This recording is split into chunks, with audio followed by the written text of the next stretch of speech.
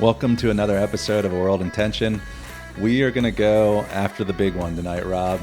The core tension, which is what we always talk about between surrender and control. We try to control everything, but the answer is found in surrender. But the big question is, how do you actually surrender? And on season 1, episode 9, we talked about applied surrender.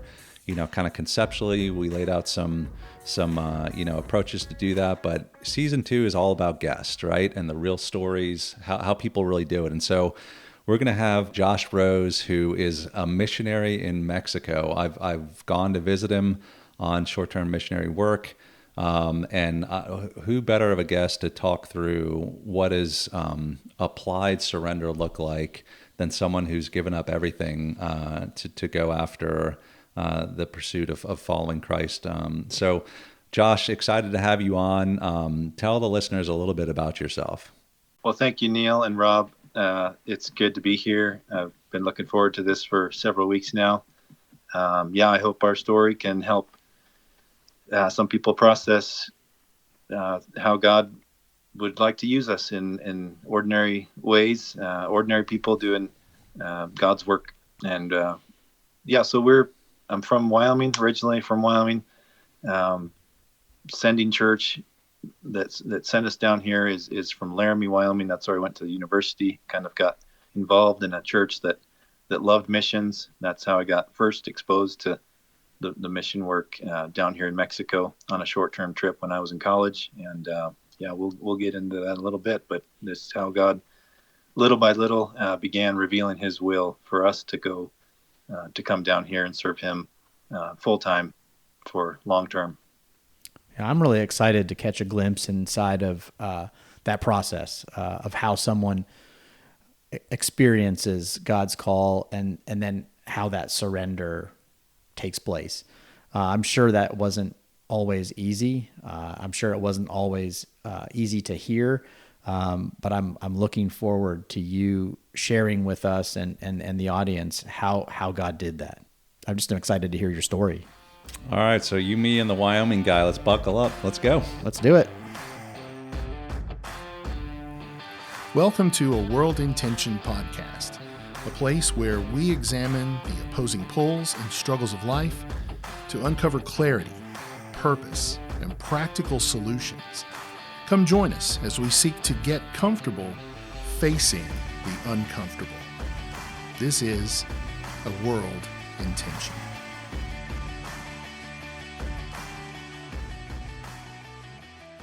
So the thing I forgot to mention about Josh that's cracking me up a little bit is, we're just doing this audio, but we're looking at each other through a video, and he has a Theology Matters shirt, which cracks me up because this just gives you a little insight into Josh that, sometimes, missionaries out in the field are kind of just like doing their own thing. There's no like church oversight. And so things like theology matters and like how the structure of the church, like Josh really thinks through that stuff. So I thought I'd bring that up because it kind of, one of the things I appreciated about him. But Josh, let's start at the beginning.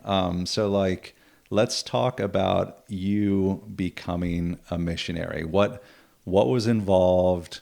What did you wrestle with? Just kind of walk through kind of the early stages of that surrender process. Let me just comment on my shirt real quick. You can't just blow over that and not expect me to comment. My wife bought me this shirt. I didn't buy it for myself. She was thoughtfully. It was a thoughtful gift on my wife's part. I think she not a joke by any means. She knows that I appreciate a good theological conversation. I think it was kind of tongue in cheek, but this is my wife's doing, not my own. But I do like the shirt, and I'm wearing it in honor of her today. So bad theology is bad. It leads you down bad roads. So don't get too deep too early. All right. I love the shirt. I'm wondering what my shirt would say if it said something. Yeah. Well, what's funny is that she bought me 2 shirts at the same time. The other one is a reference to the Saturday Night Live skit where Will Ferrell is playing a cowbell. And I don't know if you ever saw that one on Saturday Night Live. It said more cowbell? We need more cowbell. Yeah, nice. So that kind of gives you a little bit of my the two extremes of my personality. That is a great capturing of your personality. It would be even better if on the back of the Theology Matters shirt it said more cowbell. That would be you. That would be Josh Rose. My theology needs more cowbell. All right. So talk about your story. How did you first become a missionary? Talk through the call, all of it. Like how did you figure out that's what you wanted to do? Obviously, the core of any good mission work is going to be a strong focus on truth and knowledge of the Word to help instill that in other people. So certainly my parents, they kind of formed the foundation of that. And then when I got into youth group, 12, 13 years old, my parents we moved to a new town. We actually moved to the state of Texas, South Texas, and as far as you can get, Brownsville, Texas, near the Mexico border. And we spent a few years there, but they helped us get involved in a church Southern Baptist church down there that had an excellent youth pastor that really taught us the Word and challenged us as far as missions goes. I remember my first year there, we drove all the way from South Texas to South Central Colorado in a town called Del Norte, tiny little town. And we went to three little towns and distributed Bibles to every single town, every single house in those three towns. And that was kind of my seventh grade.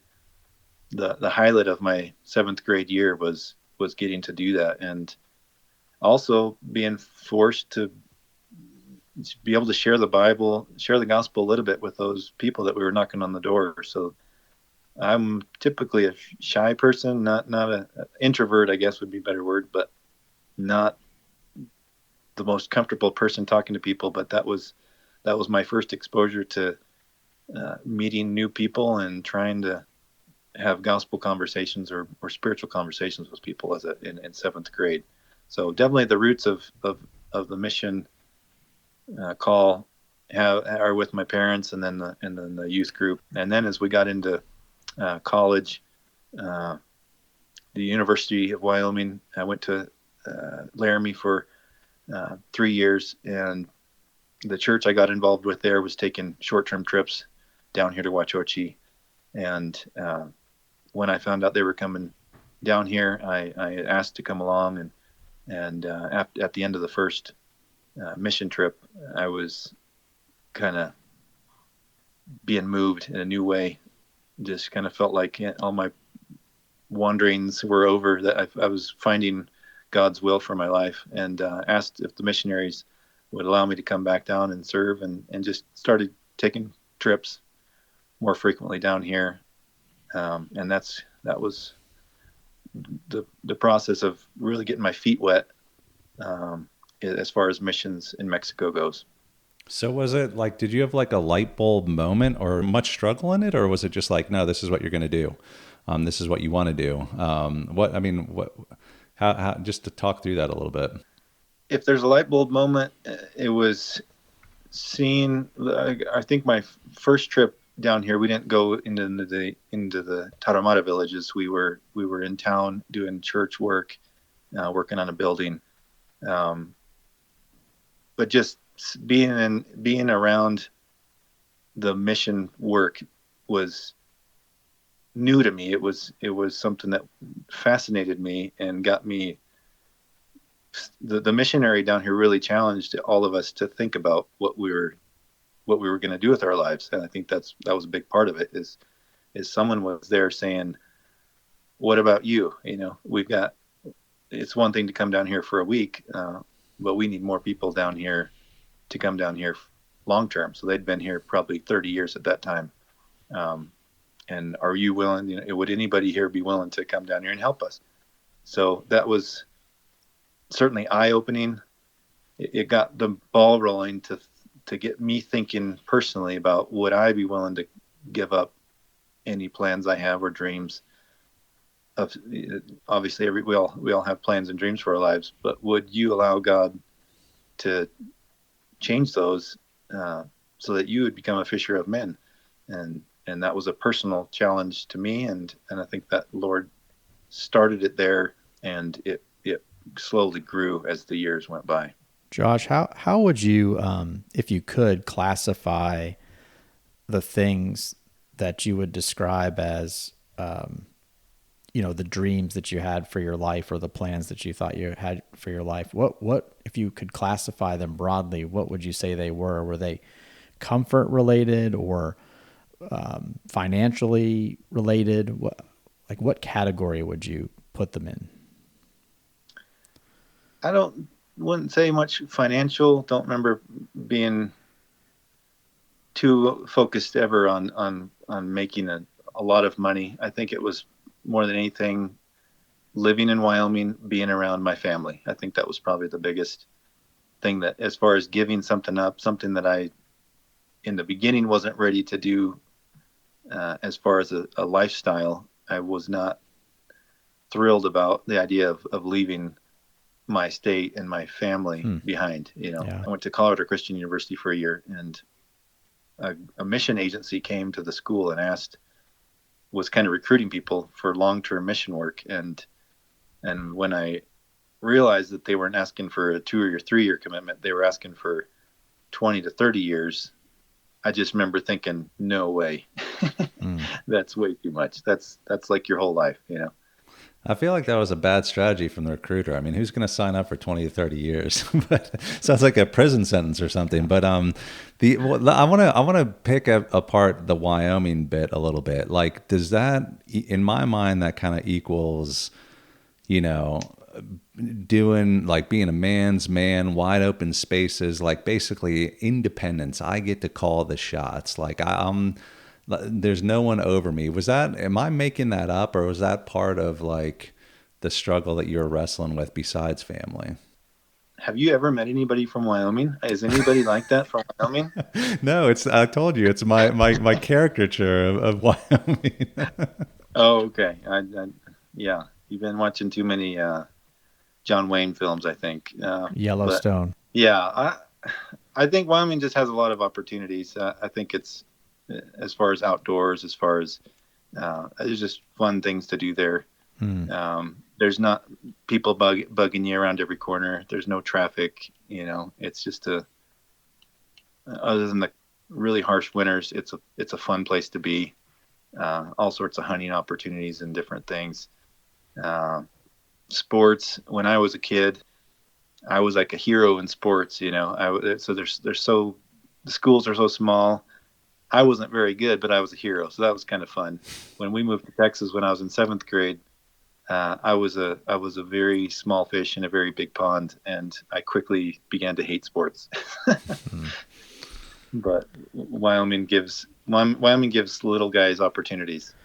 Well, I think it's interesting that you mentioned family as one of the things that you had a hard time envisioning leaving, because I've been processing, God's call in my own life a lot lately. And I think of the things that are surrounding me that are, in a sense, insulation from God. And a lot of them are good things, I mean, it is a happy, healthy family, or a really like a Christian oriented workplace, or a wonderful church. And it's amazing that as Christians, we can put good things in the way of what God wants, ultimately wants us to do. I certainly have been aware of that a lot lately. So it's interesting to hear you mention that it was, it wasn't, wealth or status. It was simply family and community. Those are good things. And as I read the Bible, and you see examples of the disciples saying, we've left everything to follow you. And Jesus doesn't reprimand them when he says that. He's recognizing the sacrifice people make and the difficulty it is to leave things behind to follow him. So reading the Bible and hearing Peter say that, and understanding the cost involved, it was a big cost. And I think that's why God had patience with me specifically, in maybe introducing me to the idea of not being around my family, and allowing me to, through probably 6, 7, 8 years, die the death to that dream, or of being living beside our, my cousins or my aunts and uncles and my parents and brothers and all that stuff. And the same thing for my wife. We still, the hardest times for us are when people are gathered at Thanksgiving and we would like to be there, and you can't be there, so. Let's talk about you've now decided to become a missionary. You're going to move. You're going to pick up everything. You're going to leave family. What was like the first? What do you think that, not the first, but like what was the next thing that you really had to die to? Because I mean, I think the way I see surrender is like, you're clutching on to a bunch of things and you don't realize that God's slowly like lifting your fingers off of the clutches that, again, you may not know you're holding on to. So what do you think that next kind of finger pullback by God was early on when in becoming a missionary? One of the experience of learning a new language is a lot of the missionary books, they don't really talk about how you feel as you're learning the language, but you feel like a little baby and you're a grown man, you're grown people and you're having to feel little, and everyone and people laugh at you, and little 3-year-olds can talk better than you. And so I think in the first year, it was a combination of things. It was culture shock. You're in a new place, not very many believers, Catholic country, new language, different foods, different water, stomachs going crazy, and you can't speak to people on a very deep basis, missing that deep connection with people that you had. As the first year came to an end, I remember thinking, I think we should go somewhere else. I think we should do something different. I think we should maybe think about Spanish ministry in the United States. And after the second year, we had an opportunity to go to Jackson, Wyoming, and help plant a church with some of our best friends. And it was a huge opportunity. They were dying for people to help them. I was dying to get out of here, and we decided we're going to go up. We're going to go up there because my wife wasn't on the same page. She was like, I'm not sure about this. So we went up there, and I was just convinced the Lord would set my wife straight. And after like 5 days, we were heading home, and we just both were on the same page. Like, nope, we can't go from Wachochi to the Tetons and plant churches, knowing that there's already churches here. The needs down there, that's where the Lord wants us. So the Lord used that. It was kind of a dream that I had to go back to the States, and he in his goodness took that away. Seeing the work and the opportunity there, he just totally took the desire to go back to the States away. So we stayed. And after that, the Lord kind of confirmed that was his plan. He gave us a piece of property to build a house on. And just things started falling into place. So what we did, we had some more financial support coming in. We were just kind of eking by. And I think it was a crucial moment between the second and third year where we finally got rid of our plans to think about going back to the States. It was kind of like, don't look back to Egypt, like as we're in the desert, we're thinking, I remember the cucumbers and onions we ate back in Wyoming. And God said, nope, I got something better for you. You just gotta hold out. It's interesting what you said about how sometimes we think we want this thing, and then God will even allow us a little glimpse in that direction, and then you realize once you've been given it, oh wait, that's actually not what I want. I think sometimes people get this view in their head that like this missionary is this different person, and they go and it's kind of like, yeah, they're doing their thing and it's so secure and sure, but you're wrestling for like 3 years, you said, of not like, should we go back to the States? And what would you say to someone who is kind of having a hard time letting, like, something keeps persisting, like that the thought of USA kept persisting in your head, right? Like, so how did you ultimately, like, I know it's a process, but how did you let go of it? We let go by moving forward. I think it was it was going to the place that presented the opportunity and allowing God, he moves us as we're moving. We don't just wait for him to let it give us a dream or some sort of a vision.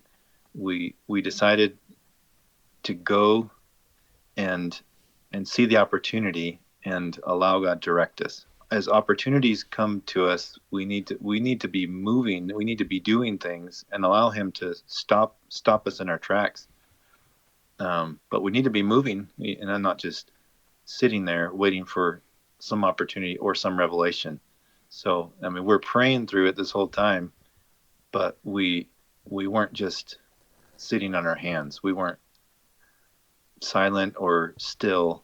We were doing what the Lord had us to do at that moment. I guess it just depends on what the person's going through, but certainly be active in what you think the Lord would have you do. What is your spiritual gift? What is the Lord wanting you to do? And be intentional in looking.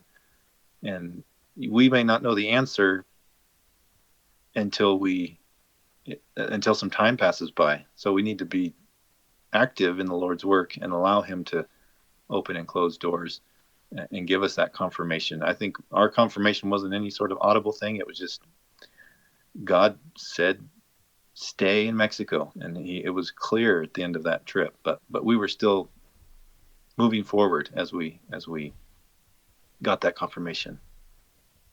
I really love the phrase "let go by moving forward." You couldn't make that up. I mean, in a sense, you would have to have experienced it to be able to say it. That really is, I think, pretty profound. You said you felt in some ways not like the best to be a mouthpiece for God, right? Forgot exactly how you said it, but you kind of struggled with, is this something I could do? Because I mean, you have to be kind of bold and get out there, and it's like you imagine that like salesman type person, right, who can talk to anyone. They can sell someone anything, and so it felt like you had to get through some of that. But like, speak to how giftings connect to the call, and also how that connects to like surrender. Starting small for sure was big. When I started getting more involved in our church in Wyoming and really wanting to serve specifically, what I got handed was like a 4th grade children's class, and really having a desire to serve and to be a mouthpiece. I stopped caring so much about what I wasn't good at, and just I really have a desire to help other people learn and know the Bible and learn how to study it and apply it to their lives. And by doing that, it helped me grow in my faith. So one of the best ways to learn is by teaching others. A lot of times our Sunday schools are lacking for teachers because people don't want to, I don't know, maybe they want to jump over the whole process of the small, serving in the small areas, and we want to go big, and we go big fast. So I think that was helpful for me, was just to be able to teach the kids, know what the gospel is, be able to articulate it. And then as opportunities came to teach, maybe in the congregation, take those opportunities and expose yourself to the fears of being in front of people and the criticisms. Last time I preached in Wyoming, there's a seminary there, and being in a church with a bunch of seminarians is it's intimidating. But the gospel is. Why? Why would that be difficult? Why is that hard? So, but it's something you start small. I think people should be willing to serve. Jesus obviously put the example of service. He was the greatest, the highest, and he became the lowest. And missionary work is a lot of times tremendously unthankful work. Sometimes irregularly you'll get people that are thankful for what you're doing, but a lot of things you do, you're people that have left it all, and the people you're giving to are not at all thankful. And that's just one of the things you say, well, I'm not doing it for them, I'm doing it for the Lord. So he put the ultimate example of servitude. And I think that's what we have to find our solace and comfort, is knowing that Jesus has been there. I'm just curious what your perspective is on the field, because I think a lot of times out there, not that you want to sacrifice on your theology, but you kind of maybe have to partner sometimes with people or deal with situations where theology is really off, and yet you're still trying to win people to Christ. Like talk through that, because I think sometimes we can get too rigid in our like belief systems when we're not challenged. And I feel like the perspective of a missionary is like, I feel like you get more challenges. So talk through that. Like how do you not be how do you hold on to theology but not be like this overly rigid seminarian? Understand the things that you can differ with people on, and the things that you do differ on, explain gracefully your position, and allow room for error. See, one of the difficulties is if we're working together teaching the Bible, how do you go about teaching people if you believe one thing and you're somebody else that's going to teaches something else, and that's a little bit of a trick. It's I've found that it's better to work with people kind of separately from the big group and figure out, hey, we need to show unity here, but or allow disagreements in this area and teach the people to be graceful. We don't have to break ground, part ways based on every doctrine that we hold differently. So you just learn to say, like, well, God's using people with flawed doctrine, and they're still coming to his feet. They're coming into his kingdom, and someday we'll all have perfect doctrine when we're all in heaven together. But for now, learning how to deal gracefully with one another is it's a little bit of a challenge, and it takes time and it takes work. Let me give you an encouragement, Josh. I mean, I think it was cool to watch you ministering to the people, and you were speaking in the Tarahumara language, which I don't know. I can't pick out any of it. I can pick out when you speak Spanish, but not the Tarahumara. And so I had to just read body language and all that. And I think the one thing that clearly communicates with you to people is your like authentic concern for like wanting them to learn, to accept it, to grow in Christ. Like you can really see it, and then to watch you do it in Spanish and see the same thing where I can understand it, what the words are. So that's an encouragement, and I think that authenticity, certainly resonates with people, and they see it. Even like I said, I couldn't understand what you were saying, but I could see it. But so let's talk about, we've been doing this progression. What about now? You have some experience under your belt. What are you grappling? What's the hardest thing to surrender to now?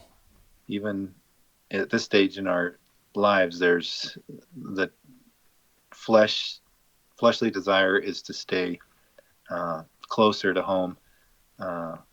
But we definitely feel the call of God to be going further out to where the places where they haven't been reached yet. That one of the villages we've been going to recently, we have a house to stay in, but it's just four walls and a roof. There's no anything. There's no water. There's it's camping out. There's mosquitoes get in because it's not closed in, and we just got back yesterday from a village where it was 100. It had to been 100, between 100 and 105 degrees, and you're sleeping outside, and it's just sacrificing comforts. But the people are, that's where the people are. That's where the people are. They asked us to come teach them the Bible. So, putting the time in, putting the effort in to go teach them, reach them, and teach them the Bible. It's an effort. It's much easier to stay home or think maybe they come to my house. Maybe they can come here, spend a few weeks. But getting to these villages is definitely a challenge. One of the biggest challenges to ministry down here is the geography, the distance. What encouragement would you give to someone who kind of just feels stuck? Maybe they don't want to let go of certain things. Maybe they just don't know what to do. How would you encourage, like when you're sitting there on the field and you're thinking about people back home, what do you wish they were doing or hope to encourage them in? One area that's important that people understand that the will of the Lord for our lives is obedience even in the small details. Growth, I think, is being difficult for people to grow in their faith and know what the will of the Lord is if we're ignoring the written word, the clear indicators, the clear commandments for us. So I would say might be my starting place is, are you being faithful to read the word and apply it to your lives? Something I've seen in my parents recently is they got into a church where they, after having bounced around in several churches, they got into a church where personal holiness and the small groups has really helped them being around believers that challenge them in their faith, not just to be there, but to be discipling others. So my mom at 71 years old just recently started discipling somebody else, like one-on-one discipleship. And it was interesting. Her response was, I just don't feel like I'm adequate to do this. She's been a Christian for 50 years and discipled me and my brothers, and like, you're the perfect person to be discipling. It's just, I think it's getting over that feeling of inadequacy. Maybe that's what some people feel, and do those things. If God's brought you along to maturity, instill that in others. Take the younger generation. The Bible talks about this. The older people sharing with the younger, the older women with the younger women, the older men do this. And so I would say, if you're not discipling somebody, if you're a Timothy, you need to have a Paul. If you're a Paul, you need to have a Timothy. And so what stage are you at? If you're not a mature believer yet, you need to work towards maturity. And that means putting yourself around at least one strong believer that's going to help you get there. Once you're there, once that person has all confidence in you, you should be getting somebody else, taking them under your wing, at least one person, and investing in them. So that's basically what mission work is. It's not nothing fancy. It's just doing it somewhere else. And so this is what we were doing before we came to Mexico. And this is what we'll be doing no matter where we are, is taking people and bringing them to the stature of Christ, trying to get them to where they can be investing in other people, so that the work keeps going long after we're gone. It's almost like we're all called to be missionaries in a sense, and the missing of that call isn't so much that we're not going somewhere; it's that we may not even be doing it in our daily life when we certainly have opportunity to be doing it. I think that's one of the pieces I'm taking away from that last statement. It's just like, as a closing comment on my part, would be, what the church told Paul: remember to reach out to the poor. And I would say to anybody, wherever you're living, the poor we'll always have with us. So look for areas where there's specifically poverty in our areas, not just to meet physical needs, but remember, we ought to, as Christians, be extending ourselves to the least of these, whether that be the prison ministry or whatever's going on in the inner cities, or even if you're in rural towns, there's plenty of need, and you'll find great joy in helping. When Jesus says it's better to give than to receive, that's one of the greatest things. One of our greatest joys is to see, obviously, people come to Christ, but also see people that have real needs, have those needs met. So it's an intentional effort of being willing to get your hands dirty. They're all around us, and it's just a matter of being willing to go get them.